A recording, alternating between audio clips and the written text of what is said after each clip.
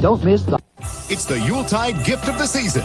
Music, mania, stars, and more. The Pee-wee's Playhouse Christmas Special Wednesday. This is gonna be fun! Celebrate the holidays with a chance of winning a present from Mario in the Pepsi Nintendo Holiday Game, where you could win one of thousands of terrific Nintendo prizes, like these action sets, game packs, and best of all, the sensational new Game Boy. So hurry up and play before it's all over. Look on specially marked cans and bottles of Pepsi and Diet Pepsi for your chance to win.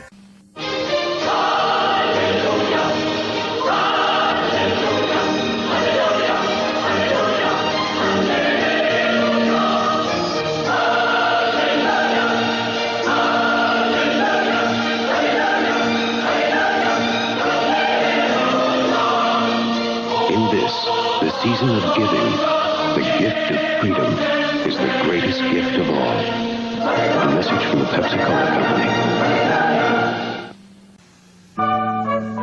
Pizza Hut, pizza to go. Pizza Hut, pizza to go. Pizza Hut, pizza to go.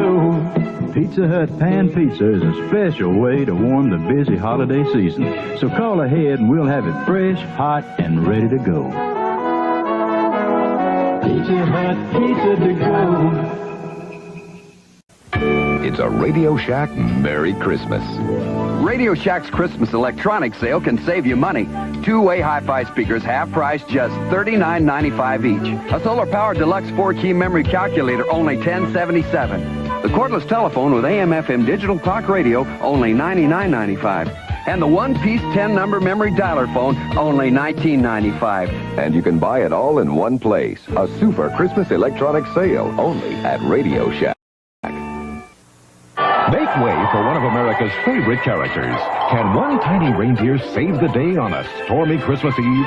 The original Rudolph the Red-Nosed Reindeer. Then the excitement begins with special guest star Kirk Douglas and dozens of celebrities in the 12th annual Circus of the Stars, Tuesday. Rudolph the Red-Nosed Reindeer shines when he tries to find the lost baby New Year, but a nasty buzzard is out to stop him. Saturday night at 7:30. Having a famous father isn't all that great. He's always recognized, gets tons of letters, and people think I get everything I want. Wrong. Last Christmas I wanted Kaboom, Laser Blast, and Freeway, 3 knockout video games from Activision. Well, I got 2, so I don't get everything I want. This year I want Mega Mania and Grand Prix and... Son? Yeah, Mom? Your father wants to know if you fed the reindeer. Gotta go.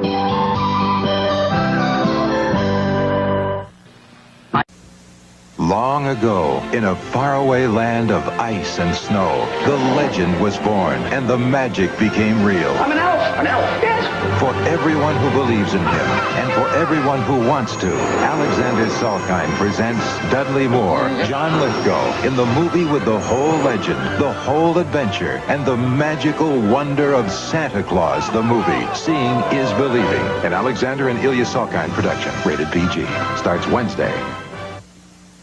Tomorrow, it's a Super Saturday of great fun and adventure with Turbo Teen in the Dragon's Lair. Then, Merry Christmas, everyone! catch the Yuletide spirit with Scooby-Doo as he cooks up a batch of holiday surprises.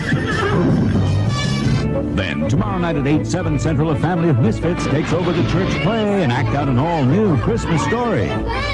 Loretta Swit stars in the best Christmas pageant ever. Tomorrow, your Saturday morning favorites and the best Christmas pageant ever. So what are you going to do for the holidays, man? Going home, dude. Hear that, Mr. Seagram? This little old bottle of Seagram's Golden Wine Cooler's going to sell itself for a while. I'm out of here. I'm going home. Guess I told him, didn't I? There's more for your Christmas at Sears. More choices and more savings, too. Save $80 on this color TV with Quartz Precision Tuning and one-button color. Just $379.99. Save $120 on this stereo with 8-track and 2 cassettes for dubbing. This programmable VCR with forward and reverse picture search and pause control is only $349. So wrap up a beautiful Christmas. There's more for your life at Sears. This Christmas, you can buy another toy. Or you can buy this. The Sega Master System of Entertainment. With super-sensitive control pads and a pinpoint accurate light phaser that even registers misses. The unique Sega card with 256K memory and even more. Our mega cartridge with an unbelievable 4 times more power than most cartridges. It's a future of excitement. The Sega Master System of Interactive Video Entertainment. My favorite. I'm glad it broke. What's with you? Jack, the last thing you need is another bottle. After the holidays, I'll go in the wagon. Please go to Schick before you lose your job. And me. It's 10 days, right? Yes, plus a couple of 2-day follow-ups. Schick's medical program helps you lose the craving. I want to keep you and my job. Let's call. If you need help, call the pros at Schick. They're coming just in time for Christmas. Are you ready for The Simpsons? Sunday, December 17th on Fox. It's a Radio Shack Merry Christmas. Honey, this is just like the PC I have at the office. The PC-compatible Tandy 1000, just $9.99, with a Christmas bonus color monitor. Save $300. So, As soon as I finish our budget, sweetheart. budget. It comes with its own software My report's due tomorrow, Dad. and has plenty of home uses. Don't stay too late at the office, dear. The Tandy 1000 with color monitor Christmas bonus, only at Radio Shack. Warm your holiday nights with these 2 tales. A little boy is blinded in a storm. I can't see. And Sister Teresa teaches him the value of faith and the beauty of Christmas in the first Christmas. Then, as Santa lost his Christmas spirit... If Santa stayed home, why, there'd be no Christmas. What? Santa's got the blues, and Mrs. Claus sets out to find some Christmas joy in the year without a Santa. 2 all-family holiday specials, Saturday, December 14th at 7:30. A Christmas... The Guerrero's right about the shoe. The shoe was not the same in the picture in court as the shoe pulled from the evidence bag by Trooper Bukake.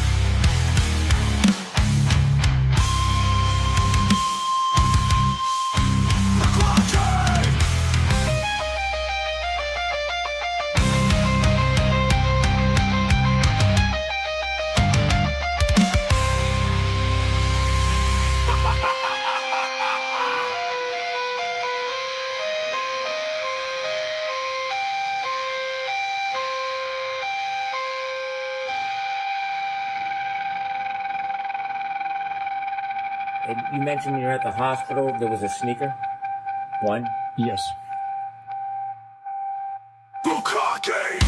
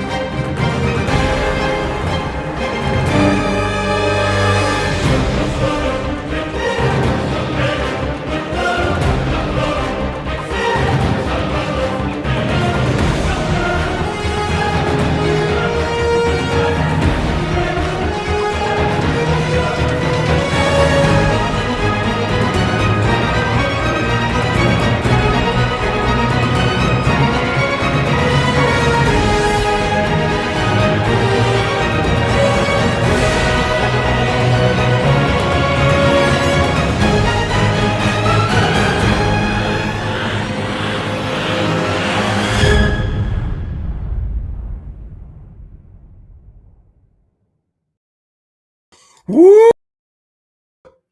One more time. Woo! Totally cagged the woo. It looks like I'm just gonna have to fucking make up for it. I mean, it's not my fault. I don't have control over these things, people. I just don't have control. Welcome, everyone.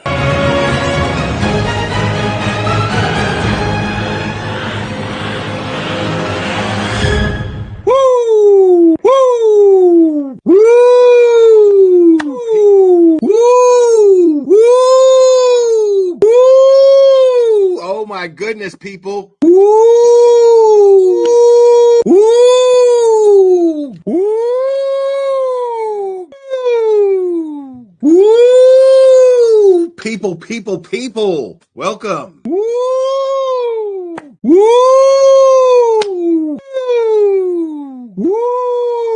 Woo!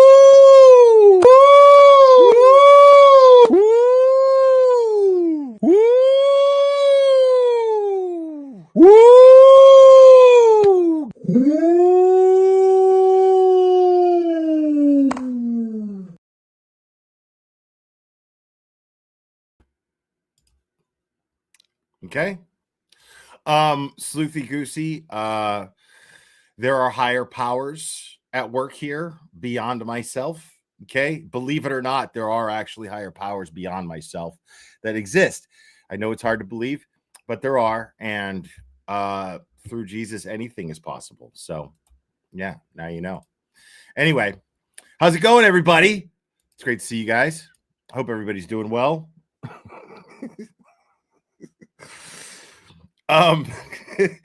So we are I wasn't even going to go live today. But there was a Brian Walsh verdict. Yes, guilty. Big shocker there. So everybody watching that shit all close, like, oh my God, I wonder what's gonna happen. Bro, the guy, fucking look at him. No jury's gonna not convict that guy. Calm down.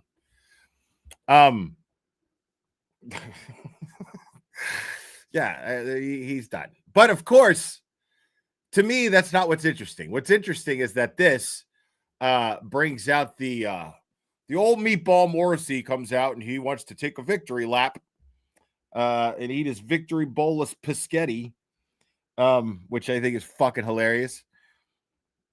Like, this dude doesn't show his face for anything, unless it's a win, which means that he never shows his fucking face, right? So now he gets a win. He didn't get this win though. And he's like, the appearance is that he's planning on, I mean, the fact that he even showed his face. Now I haven't watched this yet. You guys know I like to do reactions. So I'm of the opinion, obviously, that this dude, by even showing his face, is telling the world that he plans to run again, which means that Adam Deitch is everything. Now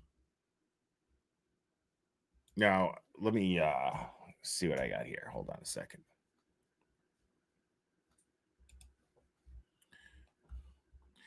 And thank you to everybody who is following me on Facebook. If you're not following me on Facebook and you're on Facebook, please follow me on Facebook. Here, let me share the link. Hold on. Oh my God. So stupid.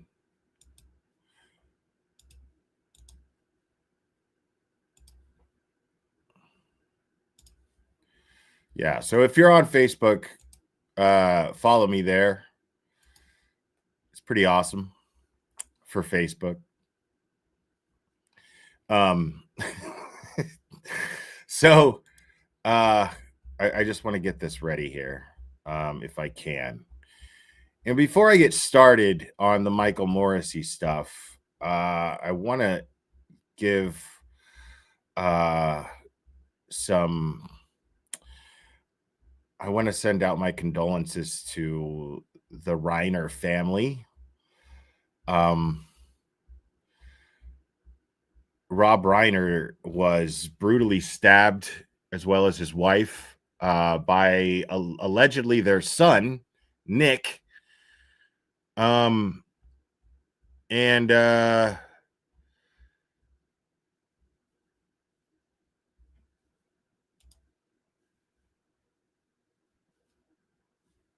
there we go. All right. And if you're as old as I am, then your memory of Rob Reiner goes back as far as him being Meathead on All in the Family, which was really ahead of its time. That show, I believe that America needed a show like All in the Family at the time that All in the Family came out. Really, really cutting edge comedy there. Really touched on serious issues that the whole world was all in an uproar about. And those of you who are older than me will always see him as Meathead. But me growing up, I'm a big movie buff, and there are so many movies that Rob Reiner directed. He went on to become a director, and he directed some of the greatest movies ever made, in my opinion, if I'm being completely honest. And I want to pull up his list of his filmography here. And I mean, look at all of these that he directed. This is Spinal Tap. Amazing movie. The Sure Thing, which I'm not familiar with, but Stand By Me, classic. The Princess Bride, classic. Literally like one of the only like kids movies that I'll still watch to this day. Unless you're talking about superhero movies. Superhero movies are nerd movies, not kids movies. Go fuck yourself. When Harry Met Sally, another classic. Misery, another classic. A Few Good Men, one of my all-time favorites, probably easily in my top 10, possibly in my top 5. I'd have to do some thinking there, but North, which was a big flop. North was trying to be the new Forrest Gump, or at least trying to do what Forrest Gump did. I'm not even sure if it came out before Forrest Gump or not, but I think it came out before Forrest Gump, but it just flopped. It didn't do well at all. The American President, where Michael Douglas plays a president. Ghost of Mississippi, about Medgar Evers and his assassination and getting justice for his assassination. That was amazing. The Story of Us. I guess he liked to do a lot of those rom-coms. Alex and Emma, never heard of it. Rumor Has It, never heard of it. The Bucket List, of course. Jack Nicholson, Morgan Freeman, legendary. Flipped, not familiar with that one. The Magic of Belle Isle, not familiar with that one. And So It Goes, not familiar with that one. Being Charlie, not familiar with that either.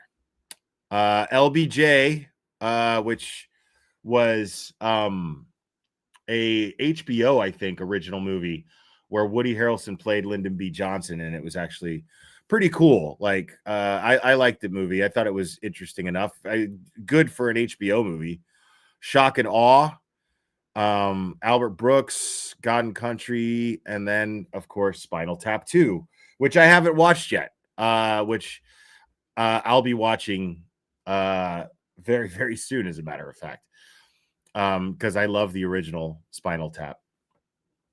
And so obviously this is a guy for, if you're Gen X, you grew up watching Rob Reiner movies, and if you're Gen X, your parents were watching Rob Reiner movies.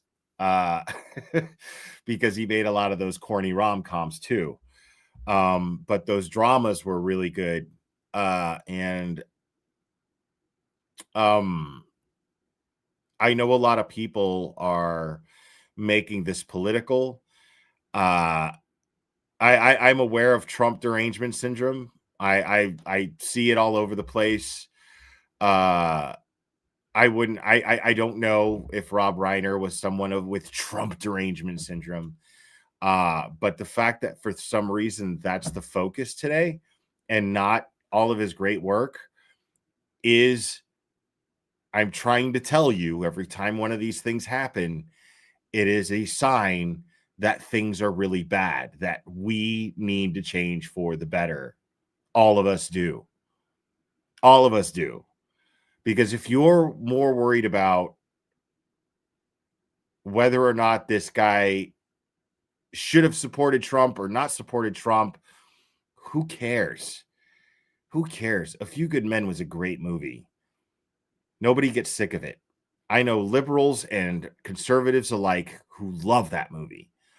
And smart people, liberals and conservatives alike who are intelligent, educated people who love that movie. Flummuxification, thank you so much. Meatball breaks silence. Did he fart? Nope. But I get a feeling that I'll have gas during this press conference. Yeah, and thank you so much. Flummuxification. Yeah. I reposted a Mark Randazza tweet. It's just so crazy. Like, yeah, I think one of the ones that he tweeted that I didn't repost said it perfectly, where he was like, Rob Reiner being killed is a tragedy, but there's no but. There's no but. It's a tragedy. Period. The same thing, the same way Charlie Kirk's, like, if our president makes it a point to do exactly what he and everyone who supports him say it was so disgusting for people to do when Charlie Kirk was assassinated, for him to do the same thing and tweet what he did, it's pretty gross. It's disgusting. I think it sucks, and let me tell you, it doesn't mean that I'm voting liberal 2028. It doesn't mean that that's what I'm doing. I'm not necessarily voting liberal in 2028. If I am, you guys better come up with somebody better than Gavin Newsom, because Gavin, like, hell no. Like, I can't stand that guy. I fucking can't stand that guy. Fucking fires? What fires? Oh, Hollywood. They're just Hollywood houses. It's all good. Movie stars. I hate Gavin Newsom so much. Now, not personally, I don't know the guy, but he is clearly an opportunistic politician. You got to at least be able to fake it. You got to at least be able to fake being an opportunistic politician for me to like you, or to begin to like you, or even hope to like you. So yeah, I can't stand Gavin Newsom. And I'm not crazy about Donald Trump right now, and so I don't care who unsubscribes for me or what, but the bottom line is, as much as I think that celebrities should keep their big fucking mouths shut about what their political stances are all over social media, as much as I think that's fucking stupid, and I feel like they should just shut up and fucking dance, awesome. As much as I feel that way, and I stand by that, and I feel as strongly about that as I possibly can, I feel the same way about our president saying something so disgusting and repulsive and just gross. The way that he did. I thought it was just in poor taste. I thought there was a complete and total lack of empathy there.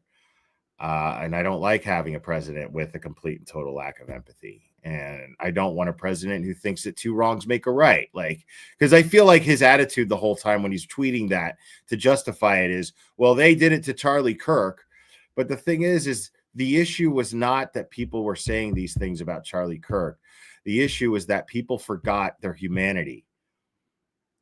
And they said disgusting things about a family man who died, not a conservative who died. That's not what I gave a fuck about. I didn't give a fuck about people celebrating the death of a conservative. I was disgusted with the fact that people were celebrating the death of a family man. And Rob Reiner was a family man, even though he was murdered by his own son, allegedly. So to me, the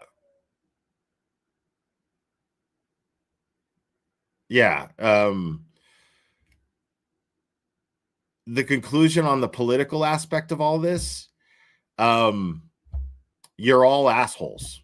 If you made this political, you're all assholes. Anybody who made this political is an asshole. Anybody who saw the opportunity to make this political and blast it on social media is an asshole, in my opinion. So just to spread your bullshit political fucking, narrative that you're so devoted to on your social media, it's fucking gay, and I hate you for it. And anybody who celebrates someone's death, and anybody who just sees it as an opportunity to attack your opposing political party, not even before the guy is cold, makes me sick. Makes me sick of the world I live in. And not sick of living here. It just makes me sick of you. That's the best way to put it. It makes me sick of the people that I share this world with. And I don't know how else to put that. It's how I honestly feel. So I understand that's not going to sit well with a lot of people, but go fuck yourself. Captain Skid Marks, thanks so much. Disclaimer, I didn't agree with Reiner on anything, but he contributed so much to our Gen X culture. Peak Americana. He's our meathead. Right. Why aren't people... See, here's my mind automatically when I see a political post about it. I go, what the fuck?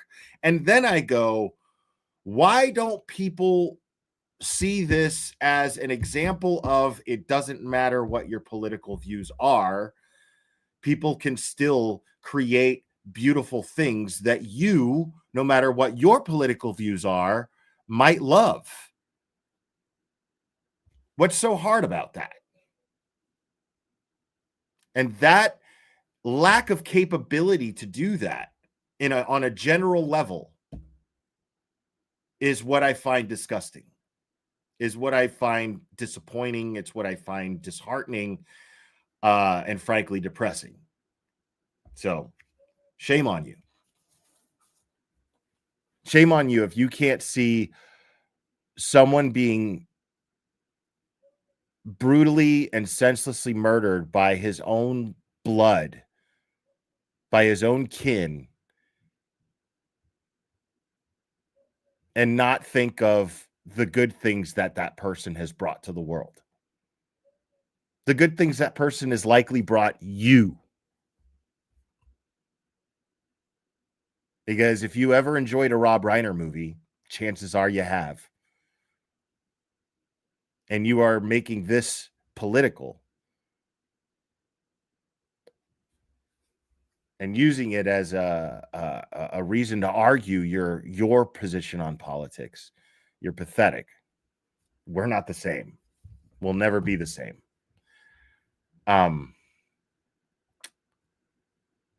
So that's where I'm at on that. Rest in peace, Rob Reiner and his wife. I think I feel horrible for the rest of their family. And he was fairly young. I thought his small role in Wolf of Wall Street, it's one of my favorite cameos of all time. I wouldn't necessarily call it a cameo. I think a cameo means you were just in one scene. But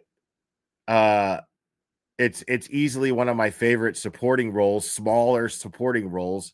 It was great.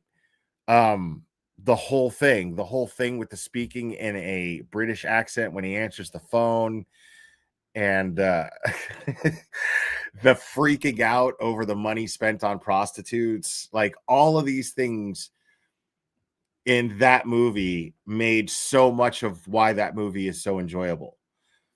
And he was in the movie maybe a total of 5 minutes. Crazy.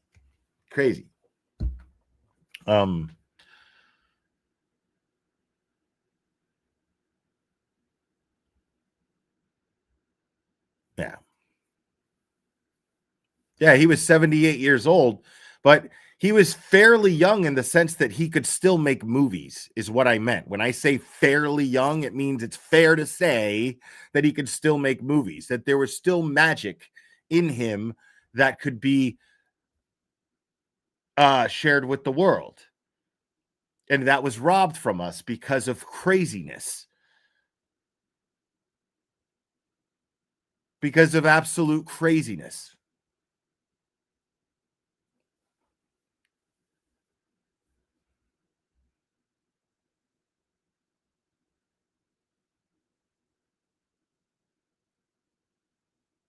I mean,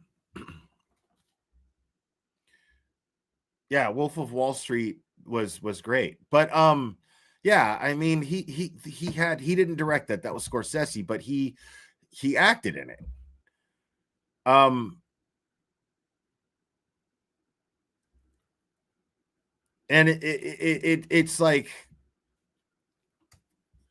if Clint Eastwood is still making movies, Rob Reiner can still make movies. You know what I mean? He could still have made movies at his age, is my point. We also lost Anthony Geary, Luke Spencer yesterday. Sam Elliott's still alive, isn't he? What do you mean? Sam Elliott is great. He's still alive. He just did the last season of Landman, which I can't wait to start watching. I got to rewatch the first season and then binge the second season once that's complete. Yeah, Clint Eastwood is like insanely old, bro. And he's like the perfect director. Like all of Clint Eastwood, all he knows how to do is win Oscars. It's fucking crazy. And yet, even though it is a fucking full-on liberal fucking industry, liberal run industry, Clint Eastwood is a devout conservative, and all he knows how to do is win Oscars because his movies are undeniably that good. And everybody that works with Clint Eastwood says that he's like the best director to work with, right? He's like the best director to work with. Like, and everything gets done in like one take. And he never argues or yells at people. Like, people, like, he walks into a room, he demands respect just by his presence, and he gets it. And he doesn't. I remember hearing Angelina Jolie in an interview talking about her role in Changeling, which he directed, which is a really underrated movie, by the way. And she's like, Clint Eastwood is the best director I've ever worked with. Why is that? Well, like, first of all, he doesn't yell. Like, when he's ready to shoot a scene, he'll go, "You ready? You ready? Everybody ready? All right, whenever you're ready." That's what he does. That's it. Whenever you're ready. He doesn't yell action. Quiet on set, blah, blah, blah. All that bullshit. He doesn't do that. He's totally like Zen. It's wild.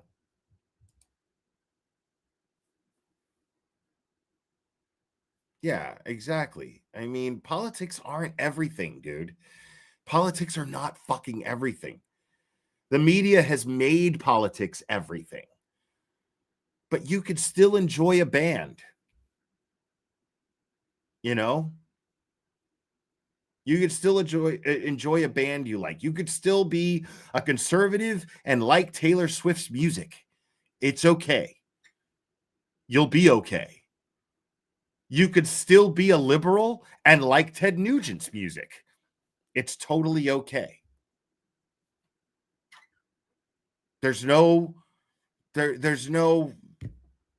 rule that says that you can't just enjoy music for what it is. You know? Like, can I listen to a Pearl Jam album that I love? Absolutely. Will I go see Pearl Jam in concert? Will I pay money to go see Pearl Jam in concert? These days, probably not, even though I've seen them like 4 times. But these days, probably not. Because I'm good on the whole political fucking in-between song speeches. I'm good on that. And right on. People want to pay to go see that shit? Cool. Right on. Good for you. If that's what you enjoy, fucking shell out the crazy amount of money those guys charge for their tickets. Knock yourselves out. But for me, I'm good on all that. Like, I listen to Pantera and Down and what's that other fucking band of Phil Anselmo that I fucking love? Why can't I think of the name of that fucking band right now? Oh my God. And I listen to them all the time and I'm having the craziest brain fart. No, not Slayer. No, stop it. Super Joint Ritual. Super Joint Ritual. Even though Phil Anselmo has said some of the most racist, disgusting shit that I've ever heard in my life. Yeah, there you go. You caught up with me there. Some of the most racist, disgusting shit I've ever heard in my life. I still like Pantera songs and I still like Super Joint Ritual.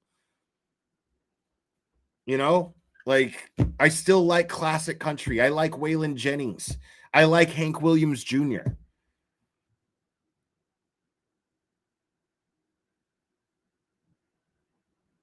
But it doesn't mean that I'm going to go out and rally with them on some political cause. It just means that I might be drinking too much whiskey and I feel like listening to Waylon or Hank Jr. because that happens. I get into this mid 80s country vibe when I'm drinking bourbon. It happens. And I can't help it. I go right down that rabbit hole. And I laugh sometimes too, because I'm just like, holy shit, that is some racist shit these guys are talking about. God damn. But, I'm just like, it is what it is. It doesn't mean that I believe in the same things they're talking about. I can listen to a beautiful love song, even though I don't think that love in relationships are for me. Like I can appreciate good art. I can appreciate someone expressing themselves honestly without agreeing or relating to what they're expressing.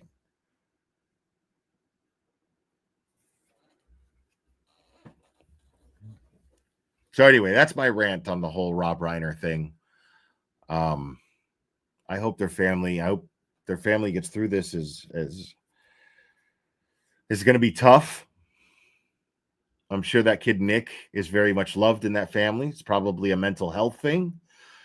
I'm going to assume it's a mental health thing before I assume anything else. And I'm not going to assume that it is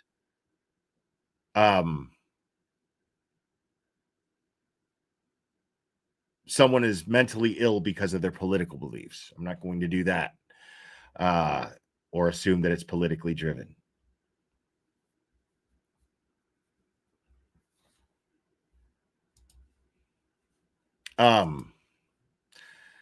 But this asshole right here needs to be voted out.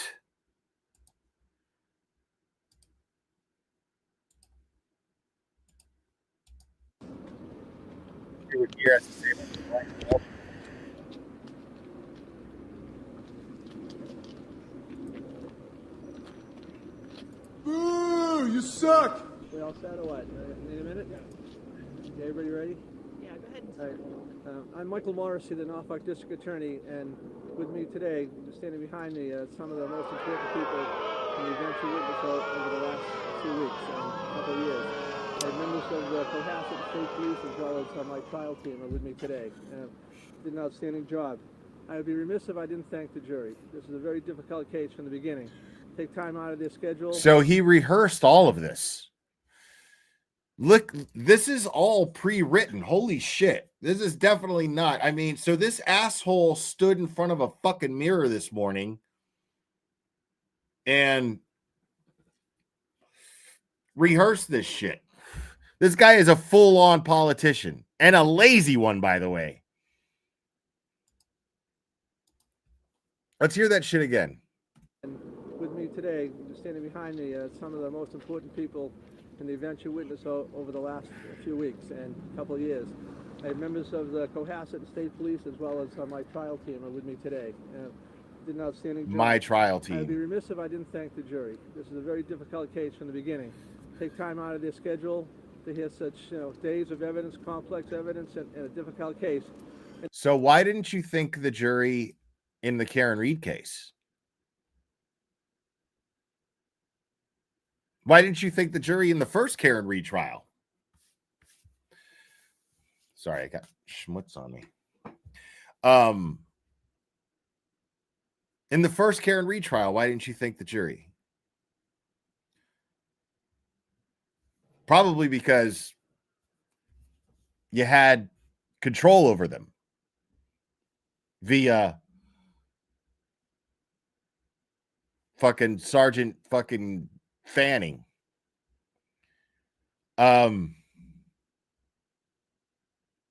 This is amazing that this dude has the audacity to sit up here and take credit for anything. And he had the audacity to use the words, "I would be remiss if I didn't thank the jury." Of course. But why didn't you thank the jury I mean, they did their duty, didn't they? Or do you feel that the jury did not do their duty in the Karen Reed case? Is that what you're telling the world right now? Because that is what you're telling the world, whether you like it or not, Meatball. Just so you know, you're telling the world right now that you're happy with the jury that gives you a win, but you're not happy with the jury that you're not satisfied with the jury's duties when you don't get the win, when you framed an innocent woman, falsely prosecuted her.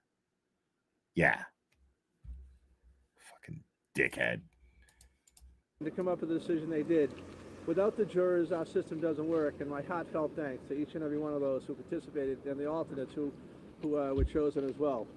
I'd like to thank the Cohasset Police, the State Police, the Medical Examiner's Office, and the Crime Lab for their hard work. It was an incredible effort. If you think about what you saw during the trial, there was all sorts of forensic evidence.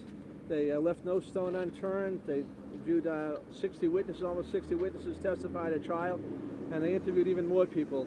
So while you saw a good part of what we had, it was only a small fraction of the time and effort that they put in to get that evidence. And they went to dumpsters, to landfills, to dumpsters. He's spending a lot of time building up this law enforcement investigation here. Sorry about the sound. It is the best I can do. It is as loud as it goes. It sucks. I'm sorry. Well,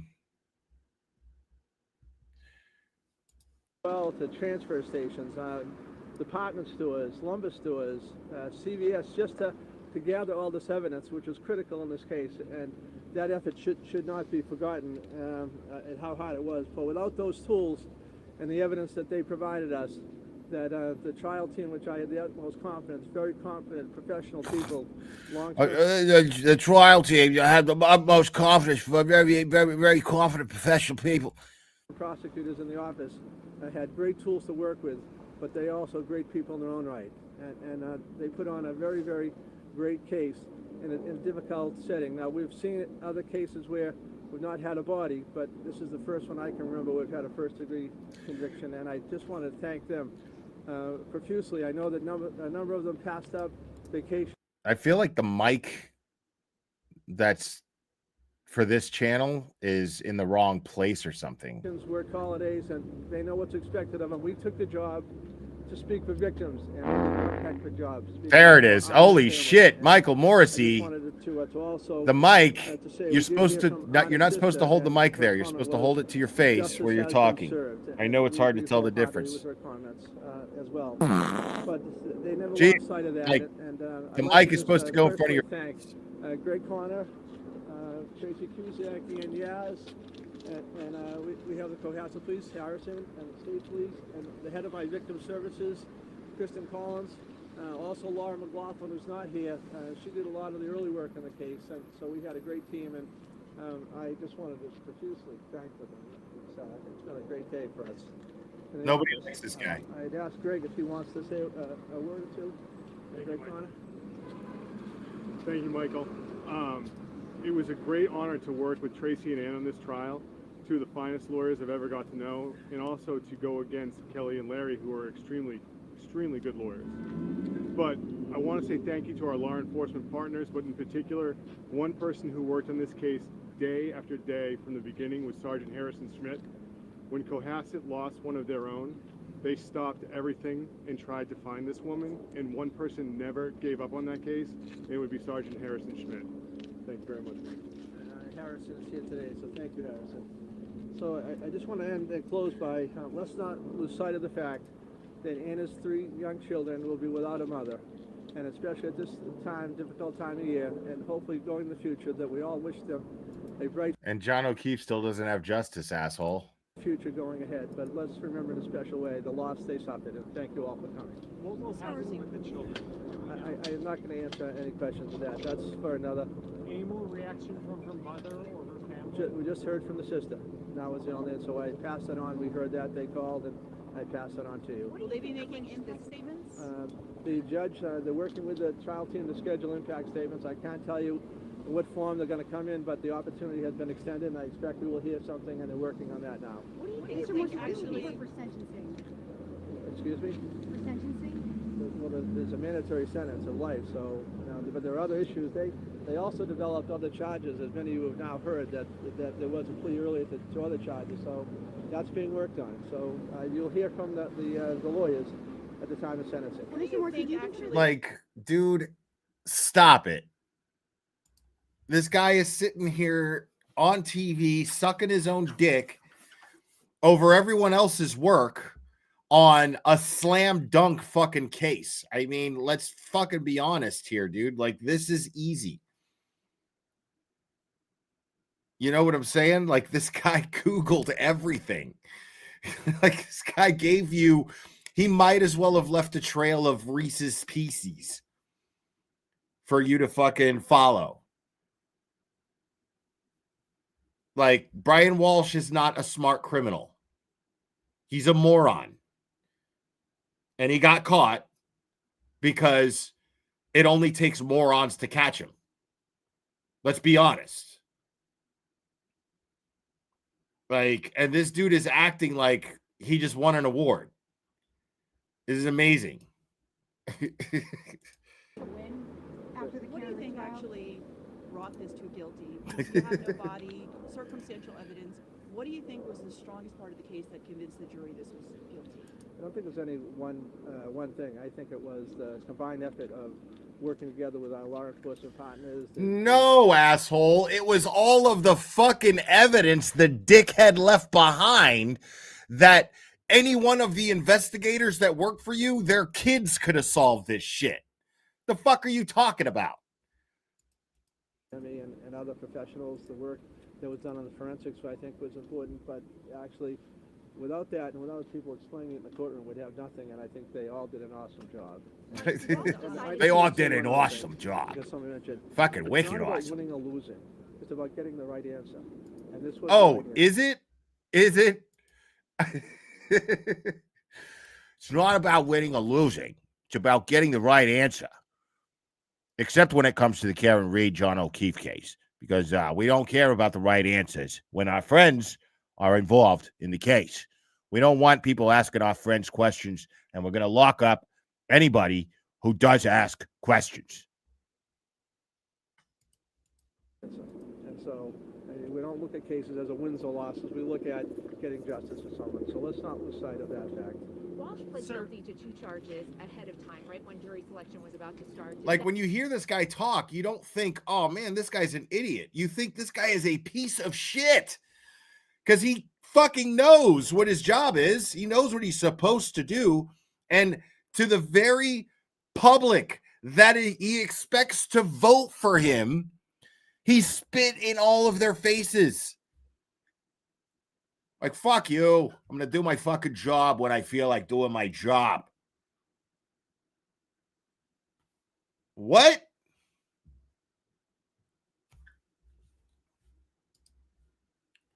When it's easy, I'm going to do my job. When it's easy. That changed the way you approach this case. Right. And they still almost blew it, Microdots. They still almost blew it. Like, what the fuck is with these assholes? And they were his investigators, by the way. Like, why can't they fucking understand the concept of chain of custody? I don't understand that. They're so fucking hard about that. They had been looking at 3 different charges. Now it was 1 murder charge. You can hear right from the case was always going to be presented in the same way. You know what that is right there? Let's watch that. Listen to the question and then watch how this dude has no fucking idea how to answer it for one reason and one reason alone. Because he wants credit for other people's work that he has no idea of what it consists of. This is fascinating. Watch this. Watch this shit right here.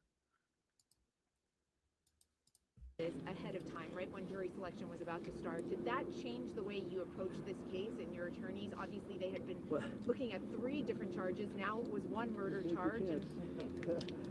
He didn't even let her finish the question. He was like, oh, fuck, I got no fucking idea.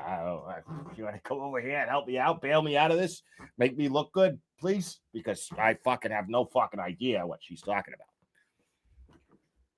Like she's asking me how you did your job. How'd you do your job?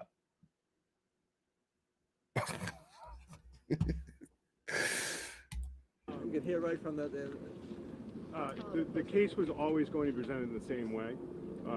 The evidence was the evidence, and we wanted to make sure the jury had everything that they needed to make a determination. The change of plea was an interesting dynamic, but when it came down to it, we wanted to make sure the jury had all the For real.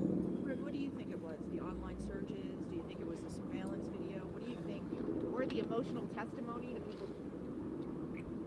I can't tell you. That would be a question for the jurors. We tried to give them all the information we had. We had it from multiple different factors, whether it be surveillance video, the text messages, the internet searches. But what we had was a very thorough investigation that gave the lawyers in this case an excellent chance to try and give the jury what they needed. Were you surprised that he didn't testify? And what did you want to ask him on the stand?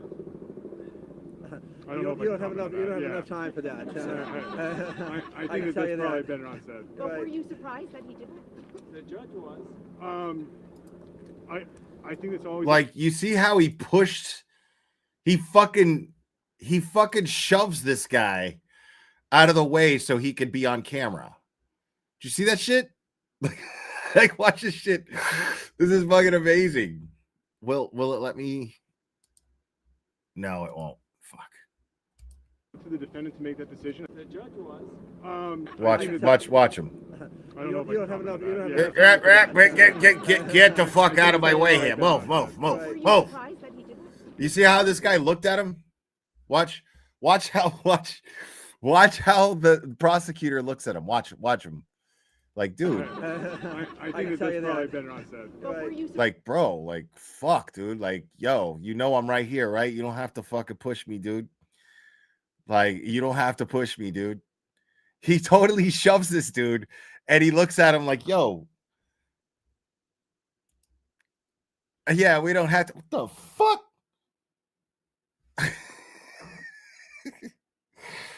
Did this little pudgy motherfucker just fucking don't push up on me. Don't push up on me. Don't push up on me. Back up. Back up.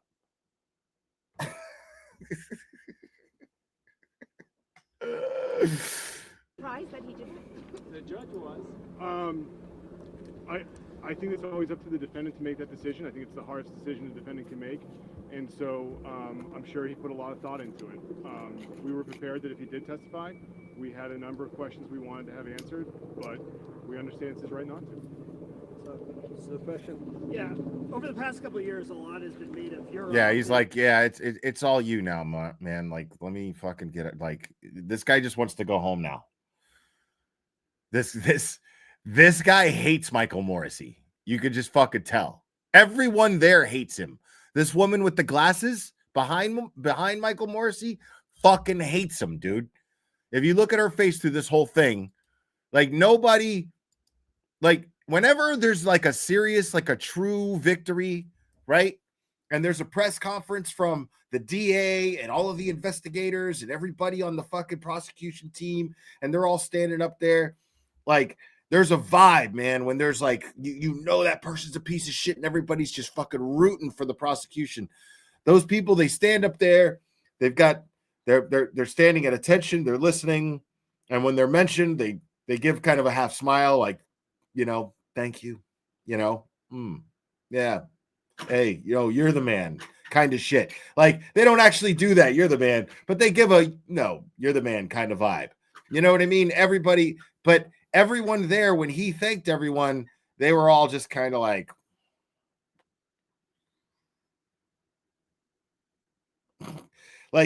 nobody gives a fuck what this guy has to say. That works for him. Nobody does. This guy is not a leader. Cases. Do you hope what happened here today restores some of that perceived lack of faith the public has? I don't know. One loss of a high visibility case determines what happens in our office. We handle cases all the way from the bottom to the top. We treat them all the same. There's no such thing as a single important case. This was a critical case, and you saw on display some of the smartest people and some of the toughest workers and investigators who have always been with me. See what I mean? I think that you know, sometimes you don't like what a jury has to say, but that's our system of justice. You present the case to a jury, and you have to abide by. At least I do. I took a constitutional oath, so I would just say today. You all know that I can't fucking wait to hear this motherfucker talk about his constitutional oath. We are much happier with the outcome today, and I'm very happy with the work that was done by the professionals who work both in law. What a surprise. He doesn't talk about it much at all. Enforcement and the district attorney's office, and really, I couldn't be happier. So a lot has been made of you personally, obviously, over the last couple of years. We haven't really had a chance to hear from you. Here we go. How have you been doing, and what does this say today? Well, the good or bad news is, having been in office for a number of years in politics, unlike my time on Beacon Hill, I get to speak out. But many of you know that now as a district attorney, that if I speak out, that I interfere with an individual's right to a fair trial, then that obviously weighs heavily upon me. So I am now. Way to dodge the question. We're talking about after the fucking trial, you dipshit. We're talking about after the trial. And I seem to remember something that we like to call a hostage video. Remember that? You weren't too concerned about your constitutional oath to defend a defendant's right to a fair trial then, were you?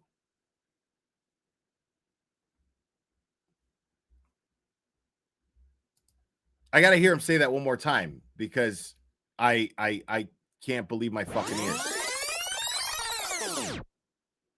And what does this say today? Well, the good or bad news is, having been in our office for a number of years in politics, unlike my time on Beacon Hill, I get to speak out. But many of you know that now as a district attorney, that if I speak out, that I interfere with an individual's right to a fair trial, then that obviously weighs heavily upon me. So I am now free to speak today on this trial with some limitations. And so not hearing from me, obviously, then I don't want to tip the jury, tip the scales, and let those cases go forward without putting your thumb on the scales of justice. And you know, I took the job to speak for victims, and we focus on victims. And Do you that's now? what I'm going to continue to do through my tenure. So I just want to thank you all. I know this is, you know, a long period of time, and we have to come to the courthouse, and we do have some calls to make and try to reach out to some other family members and some other people. But thank you all. Dude, you spent millions of Massachusetts taxpayer dollars, millions, to railroad an innocent woman, to railroad her. You spent millions to protect the people who were trying to cover it up. You spent millions on an investigation set out to avoid asking people who needed to be asked the right questions. Millions avoiding searching the house in which he was last seen. Millions to avoid these things. It's not that he spent millions to frame Karen. It's that he spent millions to protect the McAlberts. That's what happened. That is not deniable. That is a fact.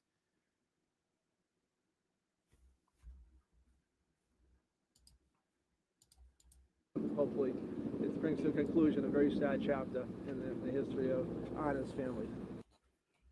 Wow. NBC 10.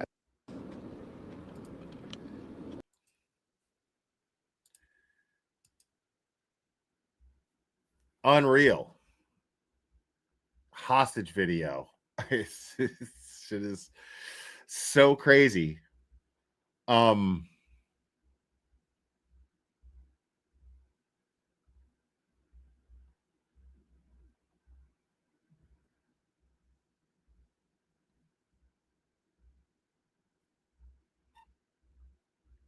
And you know what I didn't do?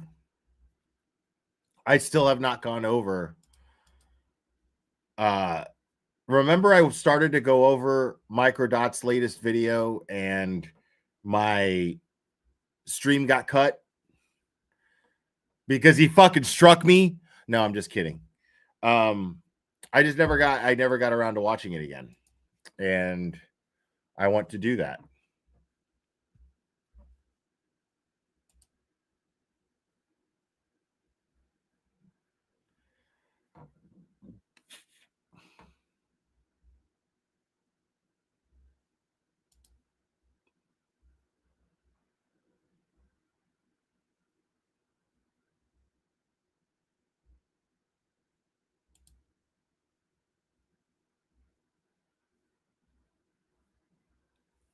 So let's check this out.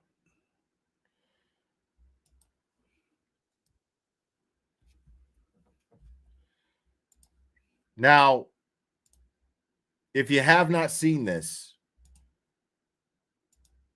stop what you're doing right now. Click on the link that I'm dropping in chat and go to that video and give it a like. I'll wait.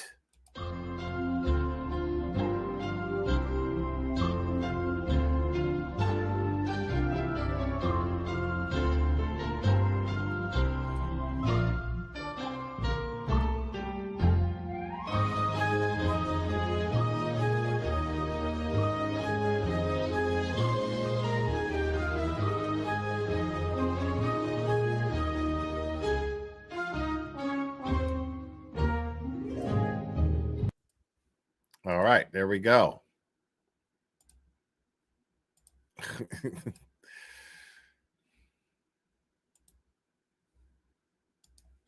Yes, defendant not guilty or guilty? Not So say you, Mr. Foreman? So say you all? I couldn't actually hear the verdict because there was so much noise.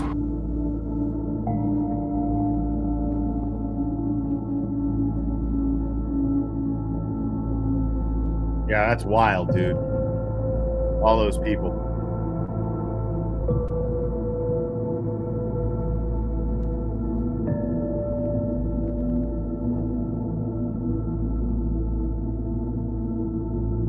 Emerging from the courthouse, they're waving to the crowd. They're making that hand gesture and sign language of love.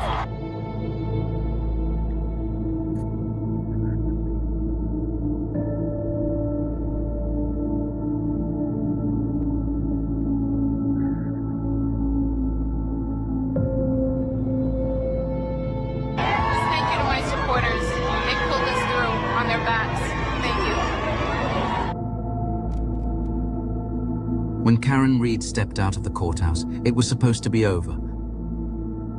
The fight, the fear, the uncertainty, all of it. A clean victory for her, her team, and the thousands who had never stopped believing in her innocence. Whatever lay ahead, at least we knew there was nothing else the Norfolk DA's office could do to her. After 40 long months of absolute hell, she was finally free.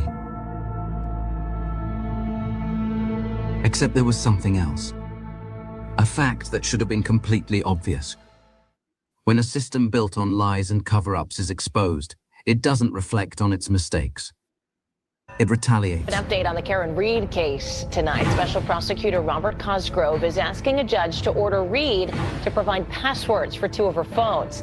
That's so authorities can look for evidence of possible witness interference. Now, sources tell us District Attorney Michael Morrisey. So before you, like, if you guys want access to these videos, because these videos are amazing. So throughout this video, I'm going to have the link pinned to the top of the chat.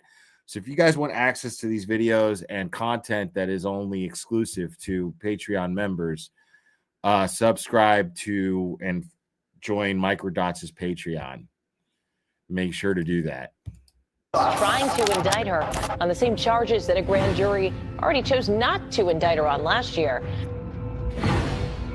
He wants to see if Reed conspired with Aiden Carney, the content creator known as Turtle Boy, to intimidate witnesses in her now concluded murder case. The harassment of witnesses and the murder prosecution of Karen Reed is absolutely baseless. What they're saying right there, Morrisey sucks.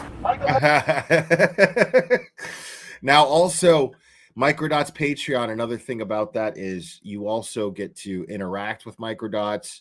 He will start discussions in regards to certain FOIAs, motions. He will FOIA certain motions or certain things, and not motions, sorry, but he'll FOIA certain documents, and then he'll lead discussions in the chat in his Patreon. It's a really great thing to be subscribed to. I promise. It's totally worth it because Richie's brilliant and he's really kind, and he's great to his members. So just make sure to subscribe to his Patreon because you're missing out otherwise. Morrisey's a scumbag. Michael Morrisey's a scumbag. We're not stopping. Michael Morrisey wants to stop, so we're never. Look at these people ain't stopping. Long story short, they're trying to drag Karen into that by adding a conspiracy count against both of them. Cosgrove is also serving as the special prosecutor in the Commonwealth's case against Aiden Kearney, the blogger better known as Turtle Boy. He's pleaded not guilty to witness intimidation charges. Let me tell you who Morrisey is. Morrisey is the... In order to fully appreciate who Michael Morrisey is, we first... That was great editing. Let me tell you who Morrisey is. How much time you got? Need to understand who he used to be.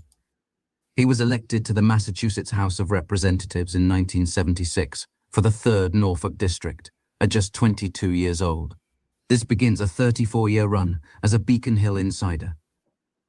building a reputation as a reliable democratic machine politician. Now, let me give you guys. I'm gonna have to pat myself on the back here for a second, because let me give you guys a little insight into the juice that I'm always referring to. The juice is, it's like a spirit. Okay, when you have the juice, it's like a spirit. Okay, let me give you a little example of me having the juice.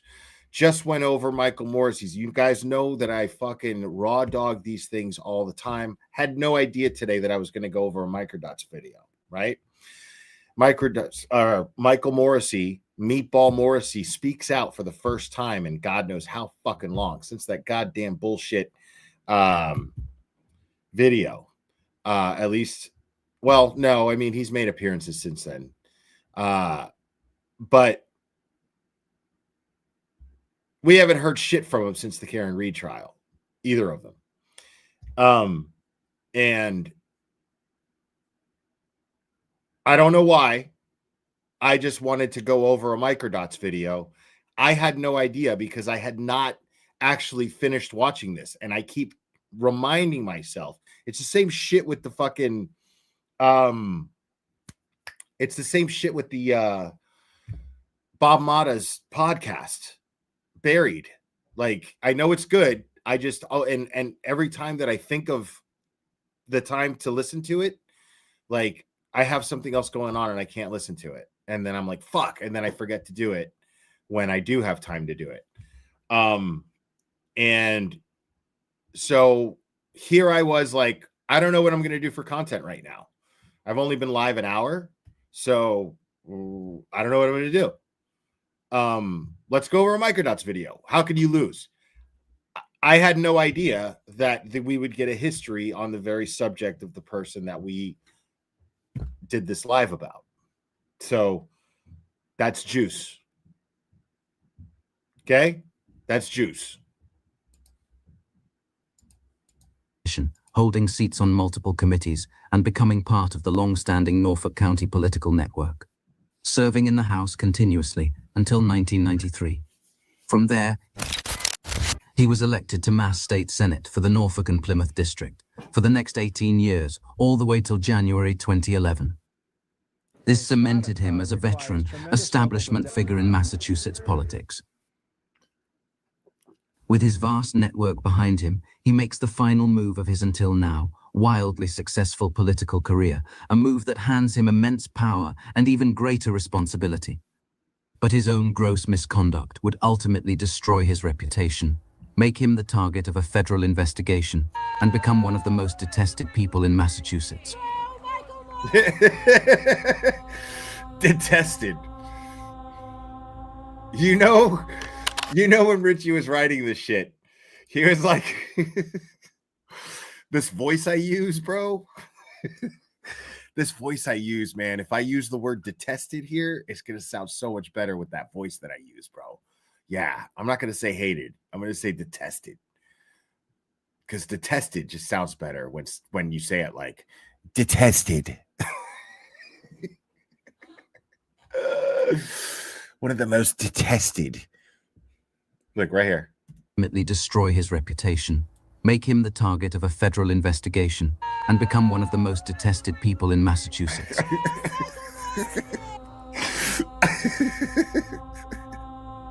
I love that shit. Here, he stands with disgraced former Stoughton Police Deputy Chief Robert Devine.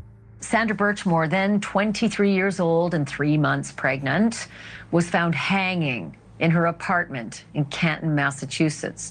But it is the decade of exploitation and deceit and corruption that came before that turned what looked like a simple suicide into an all-out murder case brought by the feds. The admiration led her to form relationships with men who were willing to take advantage of her.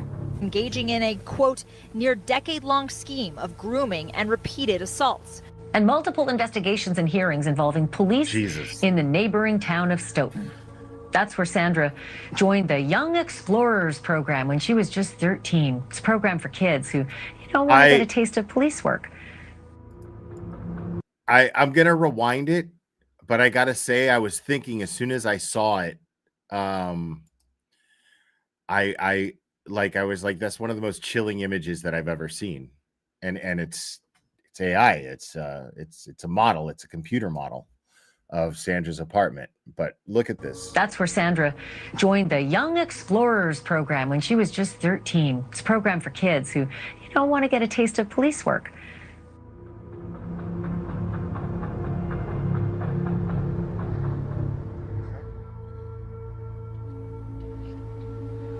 What's that?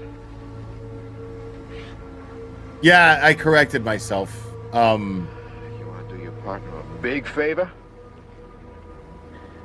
Take him home. Take him home! Just get him the hell out of here! Go home, Jake. Oh, shit. I'm doing you a favor. Chinatown. I was like, where do I know that from? Forget it, Jake. It's Chinatown.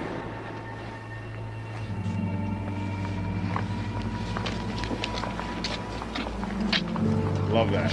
The man charged with Sandra's murder, Matthew Farwell, was a Stoughton cop and a mentor in the Explorers program. But before he was hit with those charges, Sandra's family filed a lawsuit accusing him and 2 other Stoughton cops of, and I quote, grooming and repeated sexual assaults against Sandra over the course of a decade.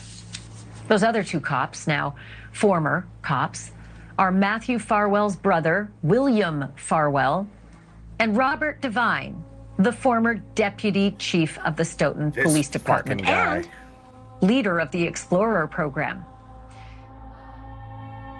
As federal probes intensified into Birchmore's death, leading to charges against Matthew Farwell, Morrisey's office has inexplicably declined to pursue state charges against anyone involved, and still publicly denies that Birchmore's death was a homicide, despite the overwhelming evidence of yet another cover-up.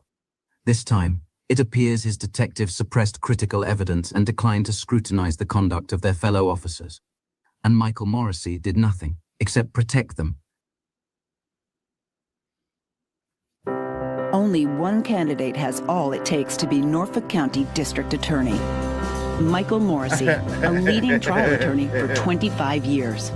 He's written the tough laws to take criminals off our streets.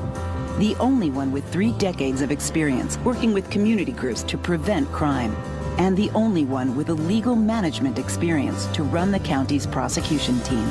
And the only one fully responsible for all of the prosecutorial decisions. He covered up the murder of Sandra Birchmore. He covered up the murder of a Boston cop. He falsely charged Turtle Boy.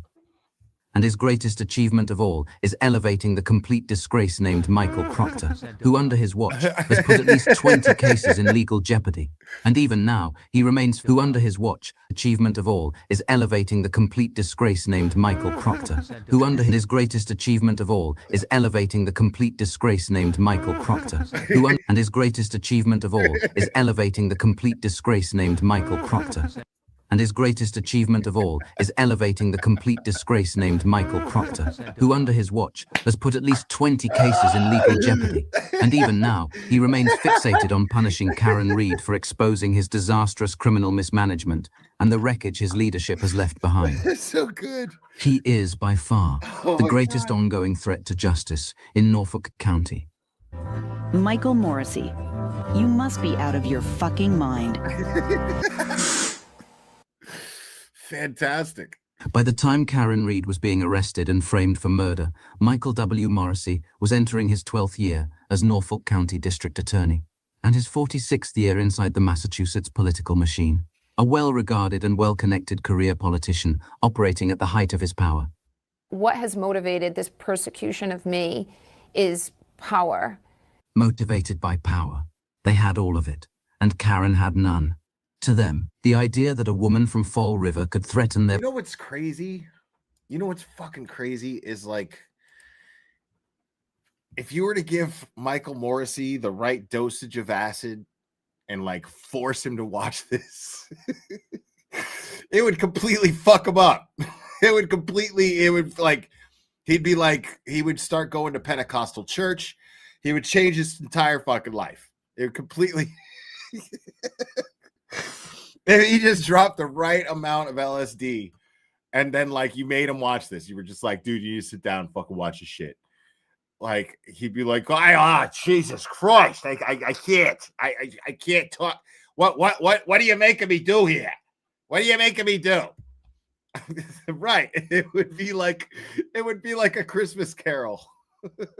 Blah humbug.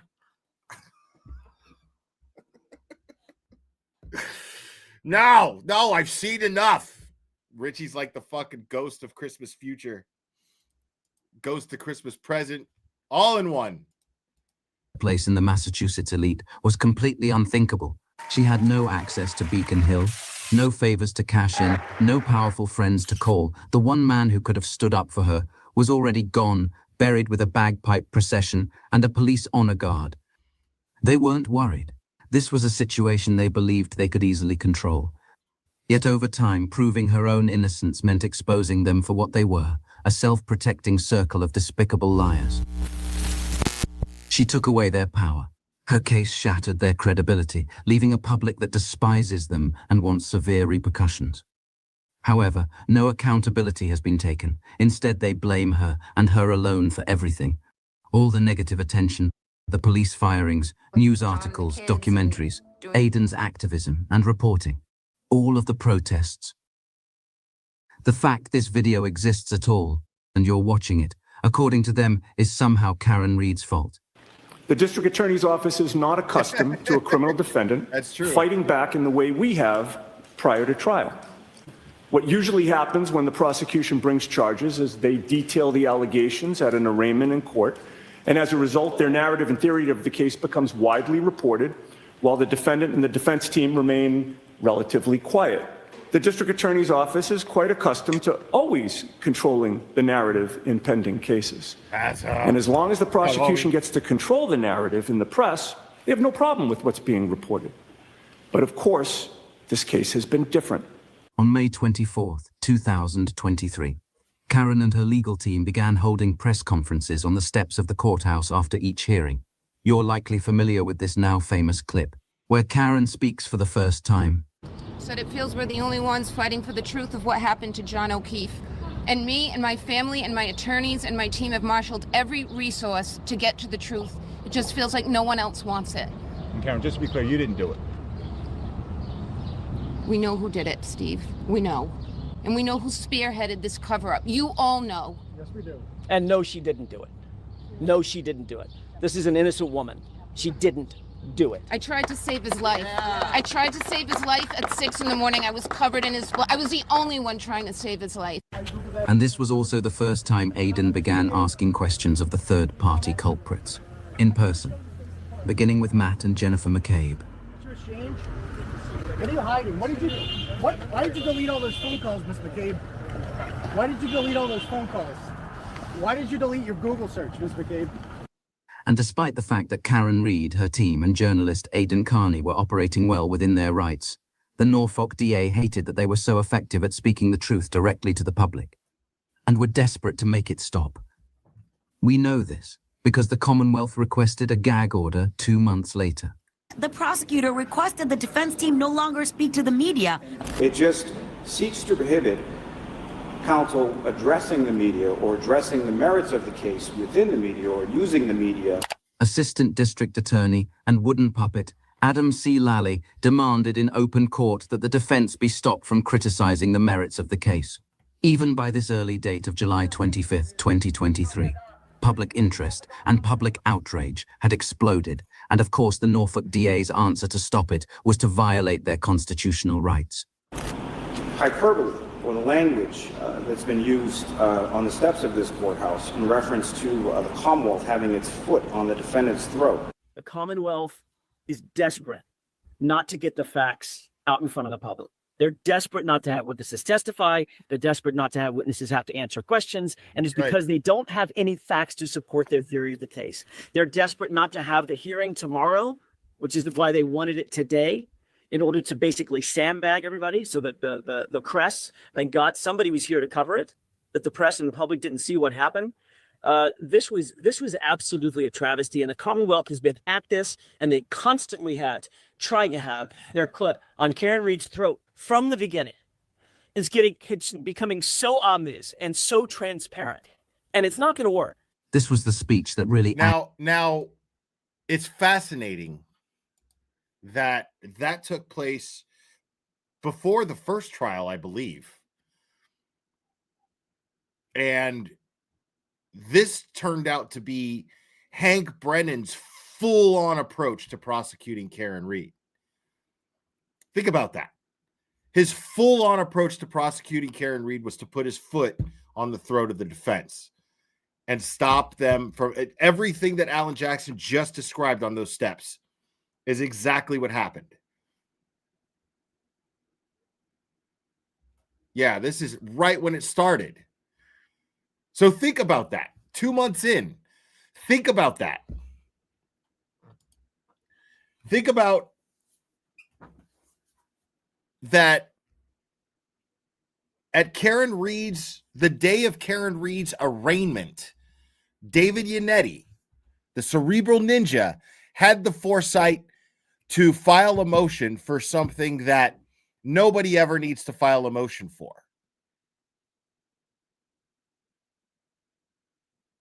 Like, you don't have to file a motion for the prosecution to share all of the evidence with the defense. That just goes without saying. It is what it is. Like, okay, let us know what you plan on using against my client so that I can effectively defend them. It is not, I mean, so the fact that he filed a motion was a way of him putting it on record, like, from the beginning, we have been trying to get them to share discovery with us. And throughout the entire 2 trials, they failed to do this. So this is just an example, people.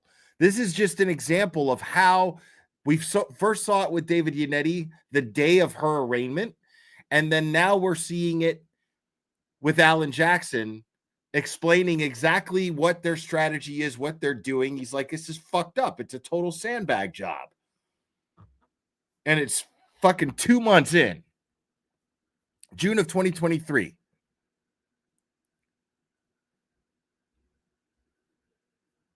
I didn't start talking about this case until September of 2023. I believe it was September.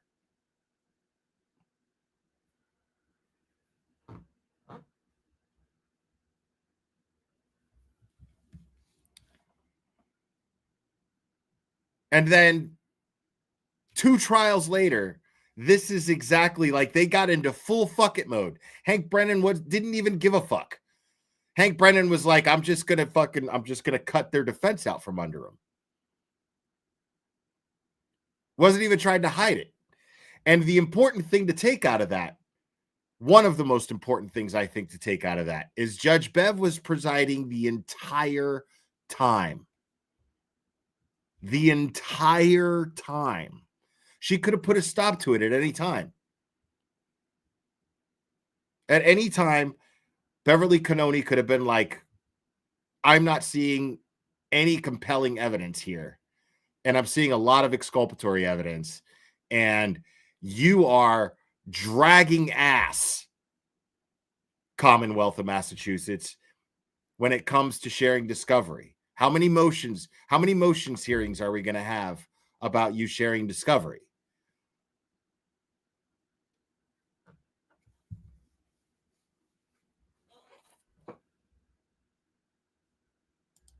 What's up, Lauren?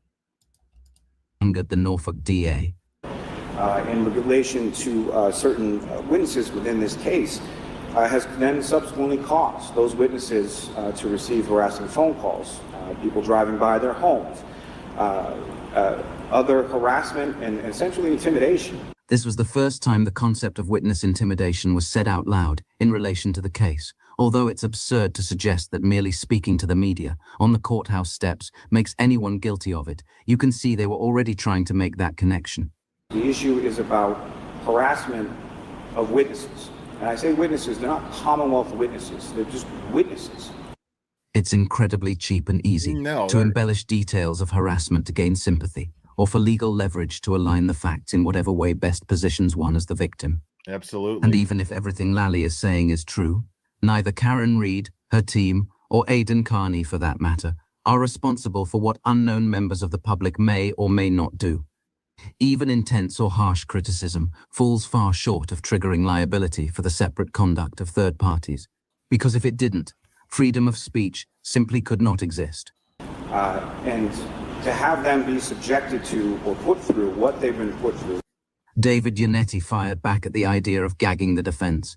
The knowledge that every criminal trial is subject to contemporaneous review in the form of public opinion is an effective restraint on possible abuse of judicial power. Without publicity, all other checks are insufficient. In comparison of publicity, all other checks are of small account. Public awareness and criticism have even greater importance whereas here, they concern allegations of police corruption. Again. Well, yeah, bro. This is certainly awkward. Now, I may go on a little rant here, but hopefully not. Why it's so important. Think about why it's so important that it is Turtle Boy, and why it's more, in my opinion, than just a random situation to take place that Turtle Boy would be charged, and it would be him that it would be the case that this would happen to. Because let's just say it was somebody who was more timid. Okay? What I love about the fact that now I hate that it's happening to Turtle Boy. I hate that it's happening to anybody. But what I love about the fact that it's Turtle Boy who is the one in this position is because he's the one who is the loudest. Because free speech is so important to me that I would rather the person be in the hot seat who is exercising and not squandering their free speech the most. I love that he is as abrasive as he is. I love that he doesn't make it easy for people to go, yeah, free speech. I love that. It makes it easy for me, but I'm wired a little different than some people, you know? But I love that he's the kind of guy that challenges you to question what free speech really means. Because it's easy to say, oh, well, okay, well, he stuck a phone in and he stuck a phone up and he asked a couple of questions and that's all he did. I'm not going to sit here and pretend like that's all he did. I mean, technically, that's what they're afraid of. But what made him a target and what upset people was that he was creatively insulting about it. That he's colorful, that he's loud, and that he's vulgar. These are the kind of things that make people question and go, oh my God, what is free speech? Holy shit. Because it's important that we're challenged with this. Because you can't effectively fight for something as important as free speech without truly being challenged with what it truly means. And yes, free speech and fighting for free speech and believing in free speech means that you have to come to terms with the fact that you're going to hear things that are going to hurt your feelings. And you're going to have to live with that. And Aiden does not hold back. And Aiden will say things that make you question and go, is that crossing the line of free speech? And I question that all the time. I love that about Aiden because I'm always asking myself that question when I'm listening to him on his live streams. I'm always going, ooh, man, ooh, is that? Yikes. You know?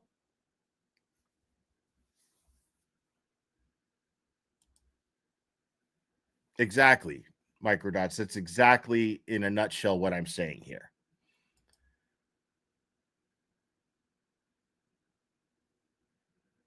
How can you effectively fight for free speech, truly fight for how important it is and why it's important? How can you truly and effectively do that when you're not challenged with what free speech really means? And Aiden provides that. Because I will go, ooh, dude. But at the end of the day, every time I go, that's free speech, man. That's free speech. Every fucking time.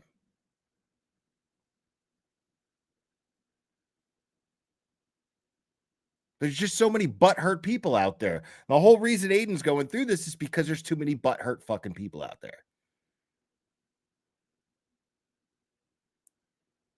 Besides the obvious, which is because there's cop killers out there being protected. Louise, thank you so much for being a member. Welcome to Logic.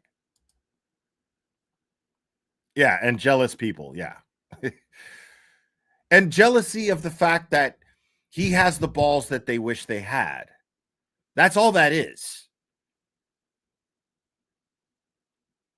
Trying to tell you, man, you can't teach the juice, dude. You can't teach that shit. You either got it or you don't.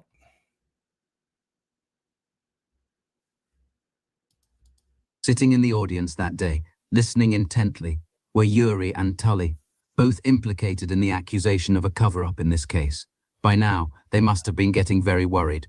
The FBI had already visited Jennifer McCabe a few months prior, and Aiden was now fully dedicated to covering the story, breaking shocking new revelations on a daily basis. Every single show he put out was required viewing.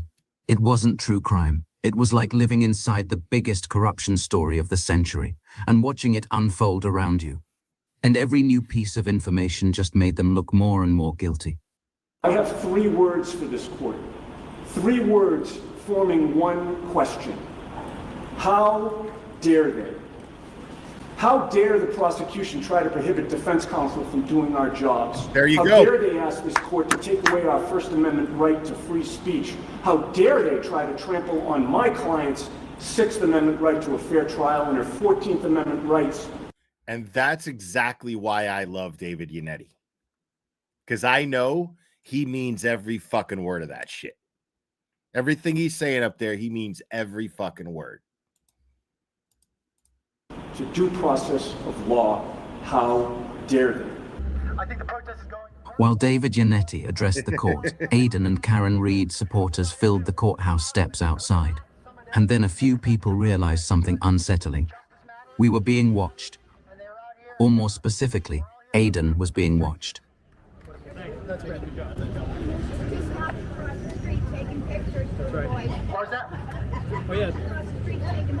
Which two? Right. Well, see right there for that green thing? Right. So they're building a case. This is them building a case. Hey, say it 5-0. Say something 5-0. Is that 5-0 over there too? The girl?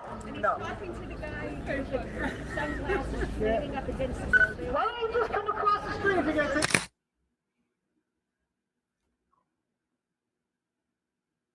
The man leaning against the wall watched, quietly signaling to the other man, who hid his camera behind the pillar as he snapped photos. Wow. Nice catch. Looking back, it's obvious they were monitoring everything Turtle Boy was doing and saying. And this man looked out of place too. That was a nice catch, Richie. He stood oddly close to Aiden and kept glancing at the two men across the street. It is dope. Like, almost as if he was making an inside joke to them, showing how close he could get. He was seen sitting on the Commonwealth side during the hearing, but was never seen again in relation to the case. The gag order was denied, presumably because Judge Canone couldn't find a legitimate legal reason to do it, and her decision had been made only days after the defense argued she should recuse herself. She knew the bias in her decisions would be under a microscope. The Commonwealth could rest easy, knowing she would continue to have their backs when it came to the really important judgments. No evidentiary hearings, no dismissals, no That's Bob not taking Bev's shit. consequences for the prosecution's legal misconduct. They were free to take risks that other judges would never tolerate.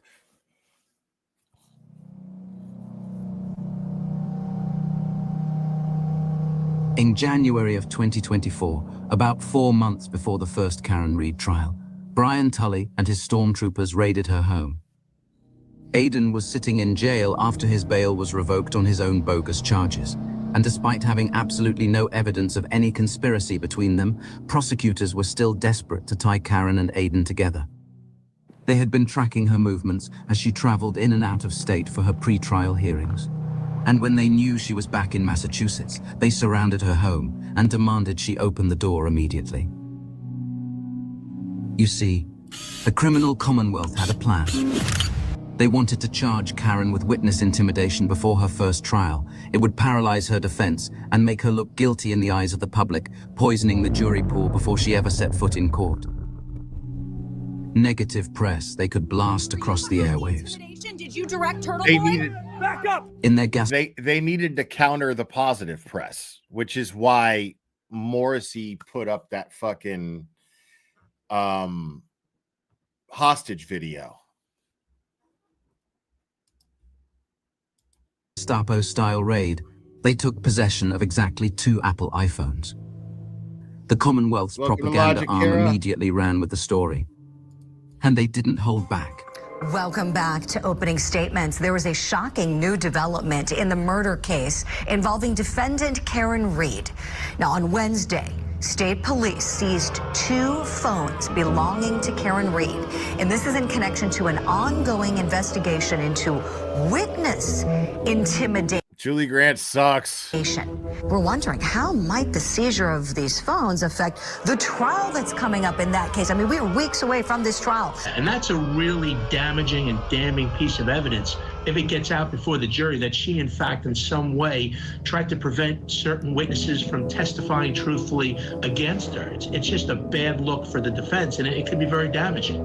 It shows consciousness of guilt. Of course, why would you try to intimidate witnesses unless you knew you were guilty? What do you have to hide? So it's powerful in front of the jury if that can get out, and that's why the seizure of the phones could be important evidence. Okay, with these 2 narratives, somebody's lying here, but somebody's lying big, right? With this big development, as we're drawing closer and closer to the trial date, we're thinking about these seized phones, and then, of course, there's the question, is Karen Read part of these protests? Is this a paid mob? That is a fair question. They're looking at her phones. Did she have anything to do with paying anybody to do this or to do any witness intimidation? And our Court TV cameras, we've been there for all these hearings. We see the protests. I mean, it's really crazy. I mean, look at this truck with the sign. How much did that cost to put that on the truck?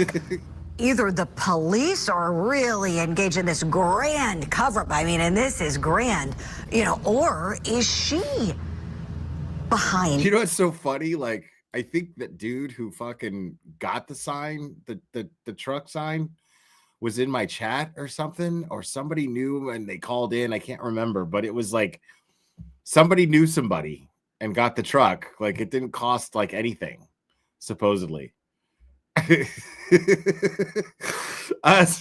So like listening to her go, oh my God, how much did that cost?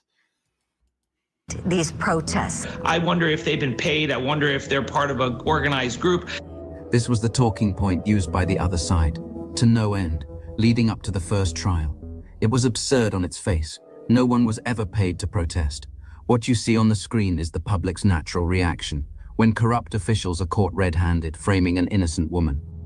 I'm sure when her attorneys get a chance to speak, perhaps today about it, we've been reaching out to them after the news broke last night. Surely they're going to say, well, this is a continuation of the narrative we've already put out there, that, you know, she is a victim of this cover-up. That's exactly what it was. A continuation of the Commonwealth doubling down on its own crimes, thrashing in pure desperation as their ship was sinking. But they had one major problem. The first trial was closing in fast, and if they wanted to arrest her again before it began, they had to rush those charges to a grand jury. There was no time to break into her phones, no time to analyze anything, so the plan had to move forward without them. Pint-sized bridge troll special prosecutor Ken Mello teamed up with future ex-cop Brian Tully to present charges to a Norfolk County grand jury, alleging that Karen Reed conspired with blogger Aidan Carney to intimidate. I can't look at Ken Mello and not laugh, bro. Witnesses in her murder case. The grand jury, of course, declined to indict her.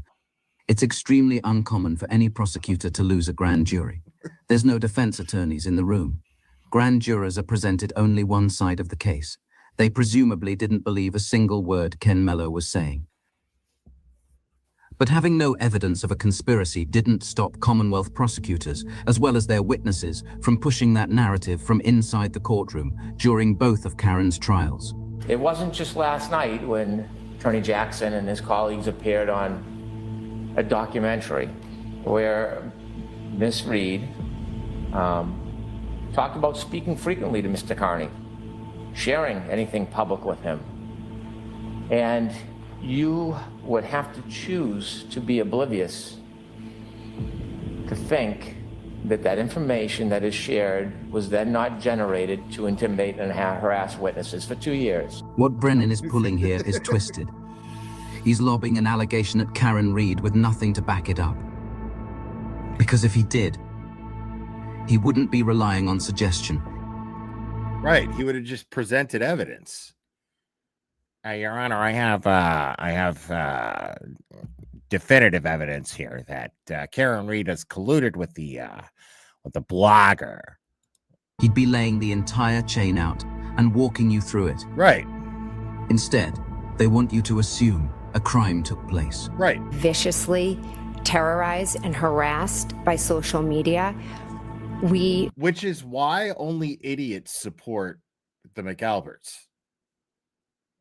Because only idiots don't pay attention to evidence. Only idiots who already have their mind made up will sit there and go, oh, well, I'm just going to take whatever they're saying as the truth because it feeds into what I believe.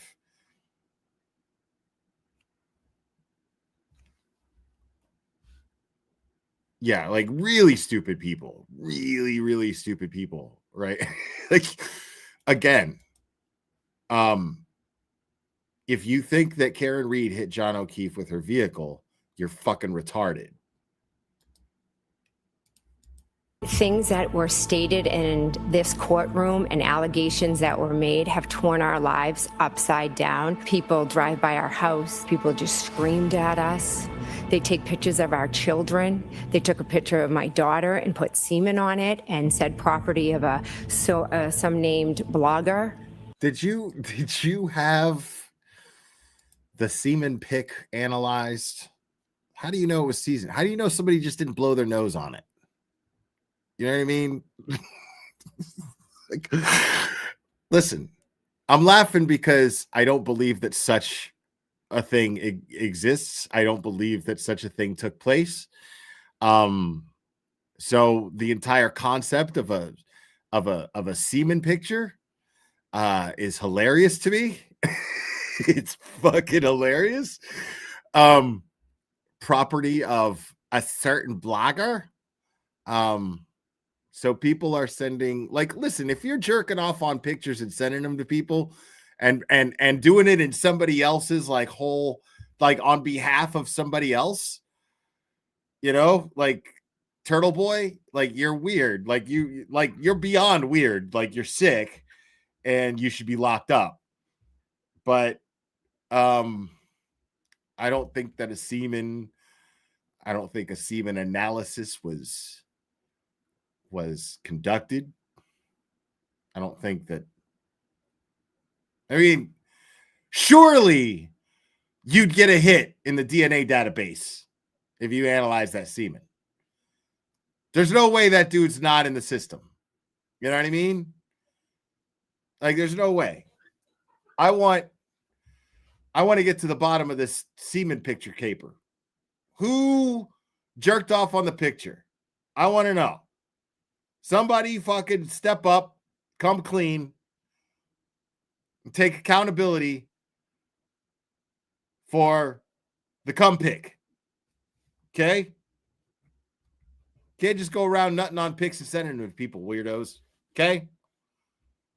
Because I'm with Jen McCabe on that. Whoever did that, that does not constitute free speech. Okay? I don't support that. Okay? I'm with Jen McCabe on that. Jen McCabe, the one thing that you and I are on the same fucking page about is getting to the bottom of who's sending you cum pics. That's not okay. Right? No cum pics are... I mean, that's what I'm saying. It's definitely, I mean, an autograph can be forged. DNA can't be faked, bro. Okay? Neither can Celebrite searches. That I think the defense is very familiar with. So wait, I have to do that the right way. So how did I say that? Hold on. Wait. Hold on. DNA cannot be faked. Neither can Celebrite searches.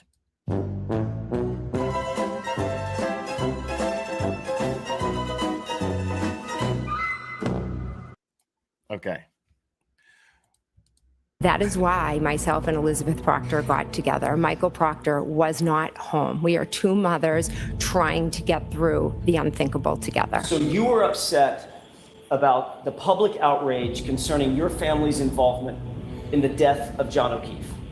I was outraged because I am a state witness that is being tortured because of lies. I do know what you've put out to the social media. Well, I haven't put anything out in social media because I didn't put shit out. What are you talking about? I love AJ. AJ's like,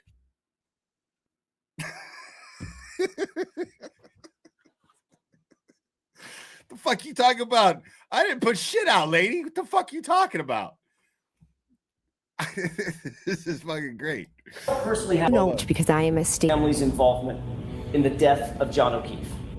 I was outraged because I am a state witness that is being tortured because of lies. I do know what you've put out to the social media. Well, I haven't put anything out in social media because I don't personally have social media. I'm sorry, Turtle Boy did. So if the world happens to know it, that's not on me, is it? I guess not. I guess not. So you indicate that you were, the harassment that you just described was terrible harassment. That you just torture, AJ. About torture. April 2023, correct? Correct. That was around the time that there were public hearings concerning this Google search. Is that right?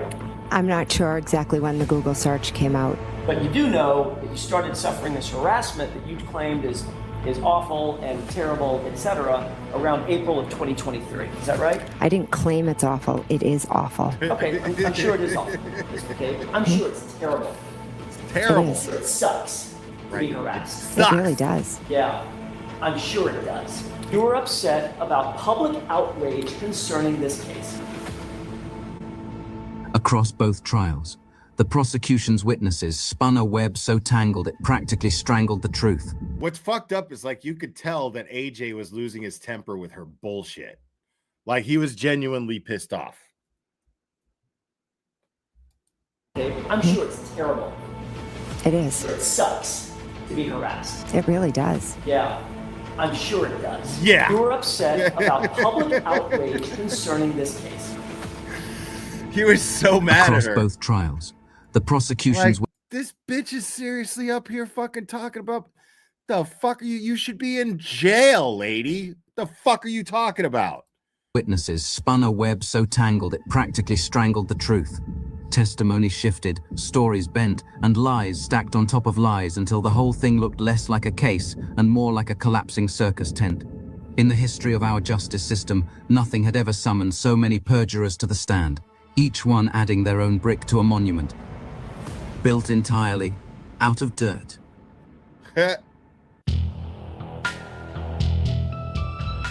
This brings us back to where we started.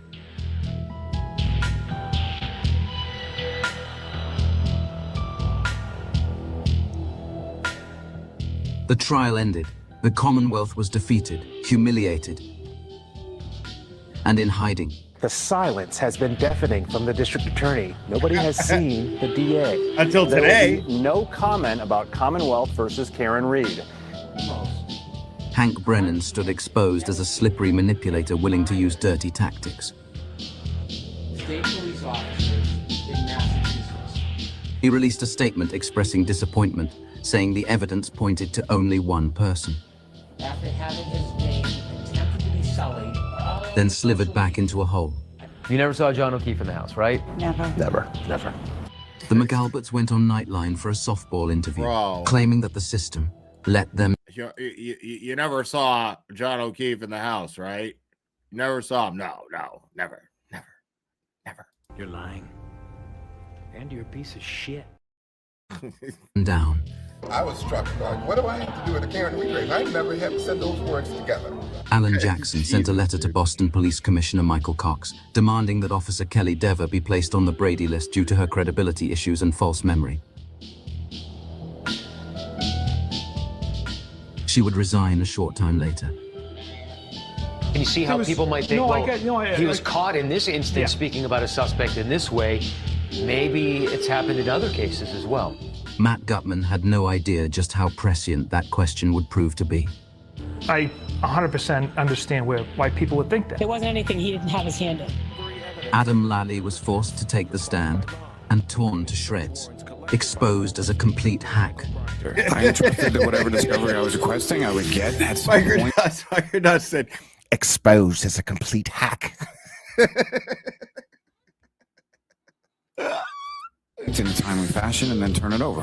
But you didn't get it. You asked for it 5 times. You didn't get it. You have to go see him. You have him right there now, and you still don't say, give me your file? Let me go through it? No, I did not. Colonel Noble went on a press tour to discuss the problems at the Mass State Police, but ultimately only muttered the typical empty words and hollow platitudes we've heard before. So as we move forward, the answer to that is I and our team will instill a culture of accountability, number one, and a culture of investigative excellence. Bro, that looks like Broyles in 10 years. Reed's look at this So guy. as we move forward, the answer to that is I and our team. As we move forward, the answer to that is I and our team will instill a culture of accountability, number one, and a culture of investigative excellence.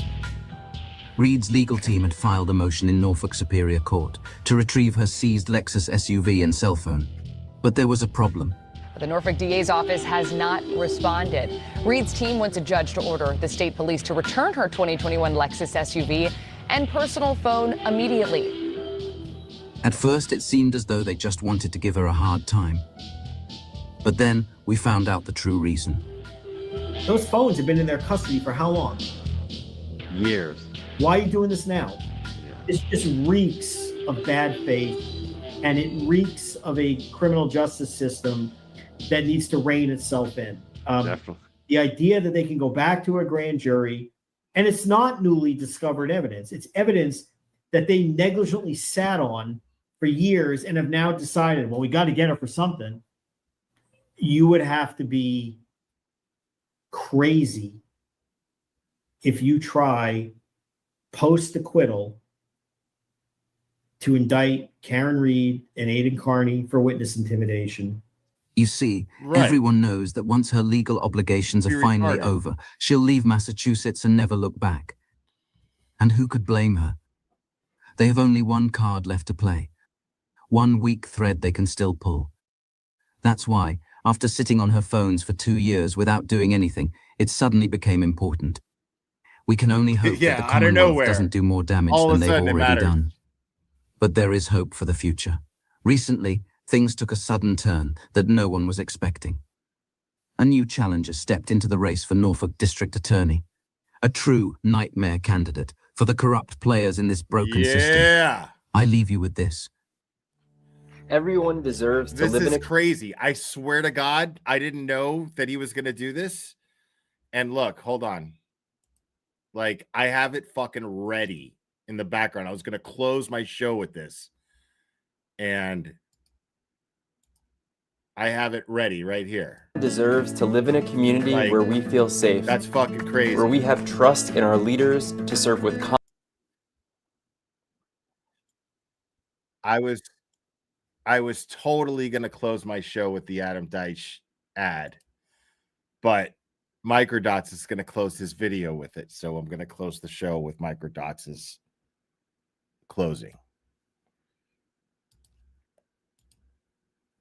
in a community where we feel safe, where we have trust in our leaders to serve with competence, integrity, and professionalism. My name is Adam Deitch. I grew up in a community with safe streets, good policing, and faith that those in power were honest, hardworking public servants. Until 10 days ago, I served as a federal prosecutor in Boston. I took on cases throughout Massachusetts: bank robberies, gun and drug cases, child exploitation, cyber stalking, and all kinds of fraud. But what I've spent most of my time doing is trying to root out public corruption in our state, including and especially right here in Norfolk County. I left my job in the U.S. Attorney's Office because when I see a problem, I want to solve it. Over the course of my career, I've learned that the overwhelming majority of police officers and prosecutors work hard and do the right thing. I've also been proud to stand shoulder to shoulder with members of law enforcement who work tirelessly to keep our streets safe. But I also know there can be grave consequences when they don't. I've seen firsthand what happens when police and prosecutors take shortcuts, rush to judgment, and then stubbornly won't consider other possibilities. That's what's been happening in Norfolk County for far too long. That's why I'm running for Norfolk County District Attorney as a prosecutor, not a politician. Norfolk County deserves leaders we can be proud of, who serve with honesty, transparency, and accountability. This campaign is about more than electing a new district attorney. It's about building a culture of accountability and integrity where professional police work protects victims, not insiders, and where we follow the evidence no matter where it leads or who it implicates. That's the standard I've lived by prosecuting corruption throughout Massachusetts, and that's exactly what I'll do as the next Norfolk County DA. Together, let's build a district attorney's office we can be proud of. Hell yeah.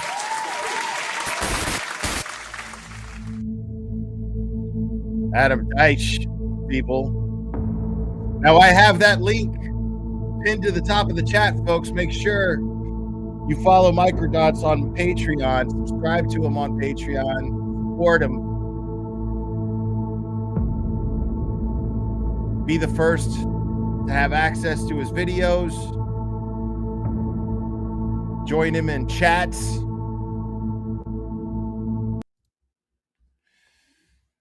The mighty Microdots, people. Amazing. Another banger.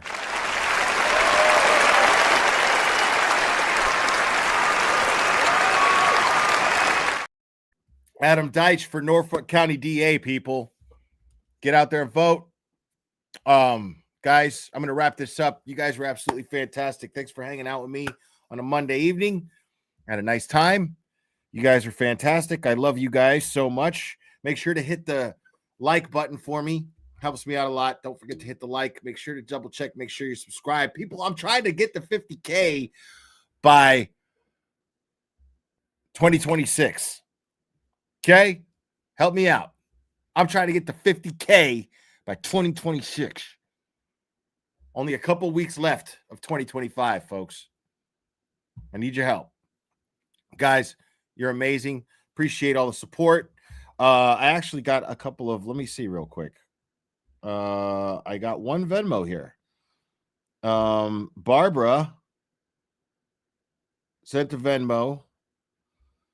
And it just has a little Christmas gift emoji. Thank you so much. $10. So nice. Amazing. You guys are fucking amazing, dude. Fucking crazy. Thank you guys so much for all your support. It really means the world to me. Guys, remember, vote for Adam Deitch, Norfolk County DA. I love you very much. Remember, it only takes a second to stay safe. We will do this again very soon, my friends.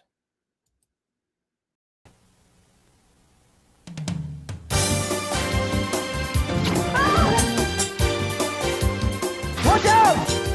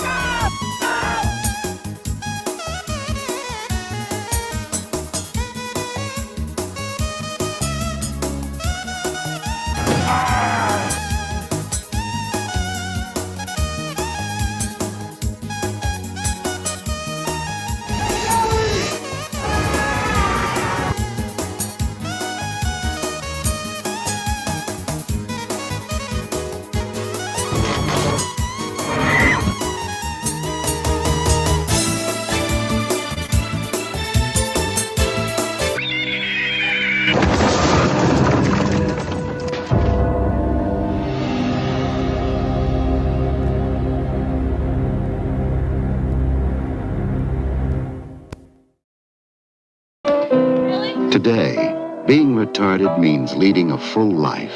Retarded people go to work or school just like their neighbors and come back to a real home, a supervised home, right in the neighborhood, where they belong. Being retarded never stopped anyone from being a good neighbor.